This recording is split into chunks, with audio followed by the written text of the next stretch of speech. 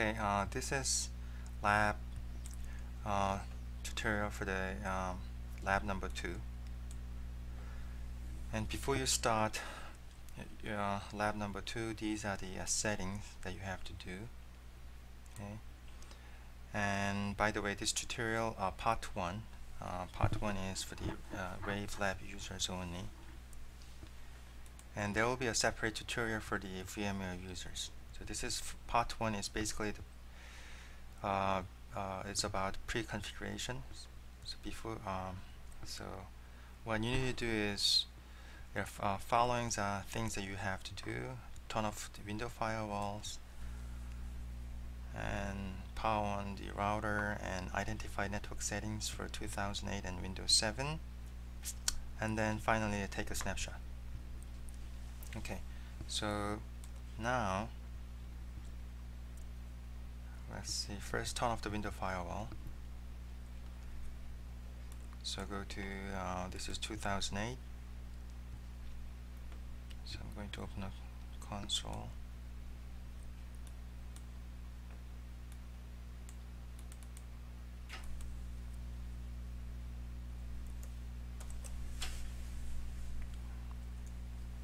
And then type password.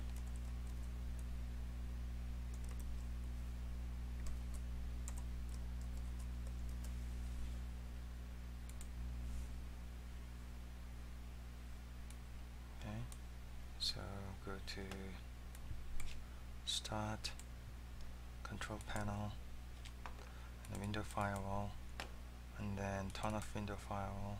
So make sure that it's you select off.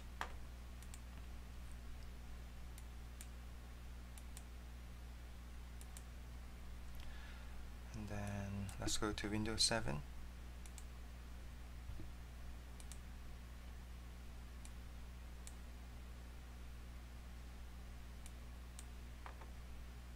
Okay, in the Windows 7, you also need to type a password. But for me, I've already done it. So go to Control Panel, and then Systems and Security. Go to Window Firewall, and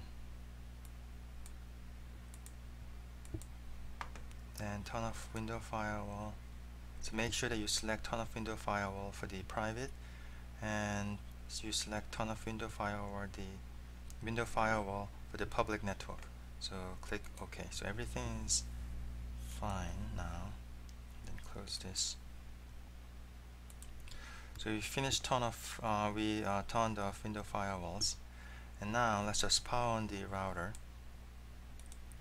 So as you can see, this is a router. It's RT001. And make sure that you turn on this router. For me, is I already powered on this router. So make sure that you turn on the power on this router, and then let's just click the console port for this router. So this is, you have to see this final this final menu. Okay, for you don't have to do anything. Okay, so once you see this final menu, then your Windows 7 and 2008 now they have an internet connection. So make sure that you power on the router, and let's just identify the network setting for the 2008 and Windows 7. 2008, right? So this is Windows 7. And this is 2008, and go to Control Panel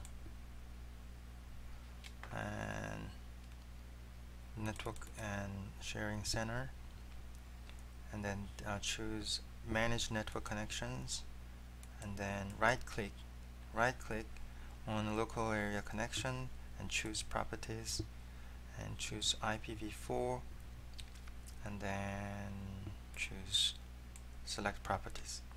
As you can see, the IP address is 20. This is your subnet mask. Default gateway is 1, and preferred DNS server is 8888. By the way, that's the public Google's public DNS server IP address. And 8844 is also is IP address of Google's public DNS server. Okay. And then we are just checking if before we moved on to part number 2, we want to make sure that everything is set up correctly.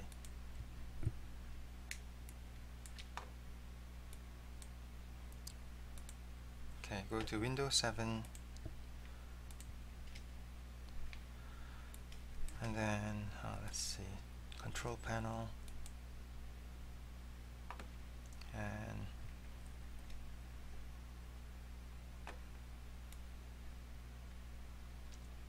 the network and internet, and network and internet, and go to network sharing center, and then choose local area net connections, and select properties, select IPv4, and then select properties. And the 19 is the IP address, and this is your subnet mask, default gateway, and that is your that is the Google's public DNS server IP address.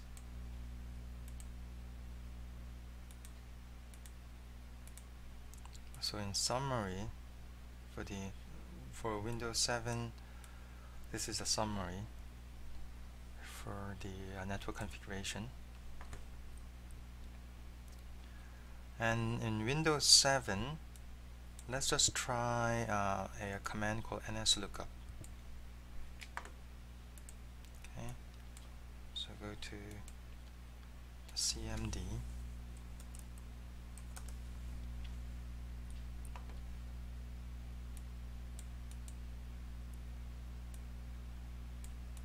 and type nslookup. So nslookup is a window command which can be used to find the IP address of a domain name. So when you type server, this returns an IP address of a domain name server, which this Windows 7 uses. So we are using Google's public DNS server, so it returns 8888. And if you want to find out the IP address of Google, I mean not the Google, let's say csusb.edu, www.csusb.edu, and the IP address of our school website, the web server, is 139.182.74.174. And let's see, let's just find the IP address of HP, www.hp.com. So that's the IP address. They have two IP address for this web server, HP web server. And the final step for the 2008 is take a snapshot. Okay.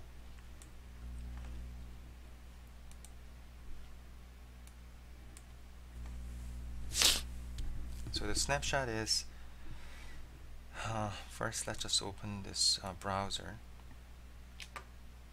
web browser. This, by the way, this is 2008.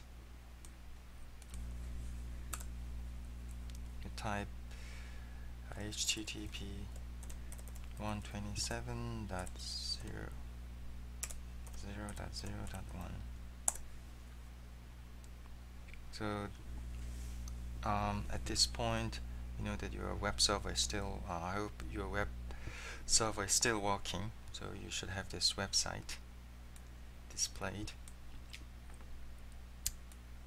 Actually, you don't really need to run a web server for this lab, but if you have one, then the lab is going to be, you can later on in the part number 2 or 3, we can do more interesting thing. So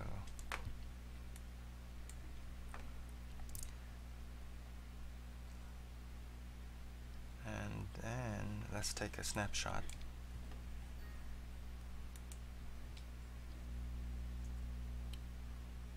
So take a snapshot of this virtual machine, and name is what, web server setup. Maybe we can say web server setup complete. I know it's long name. Okay, web server setup complete, and description is what? To complete the basic web server configuration. Or you can say complete the basic configuration for web server, or you can say, oops,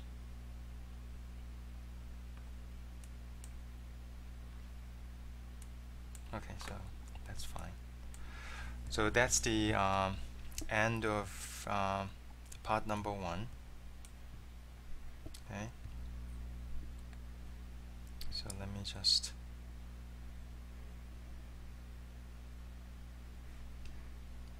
let's see. Yes, they are now 86%. So just wait for this become 100%. Okay, so that's a part number 1 of lab number 2. So let me stop recording.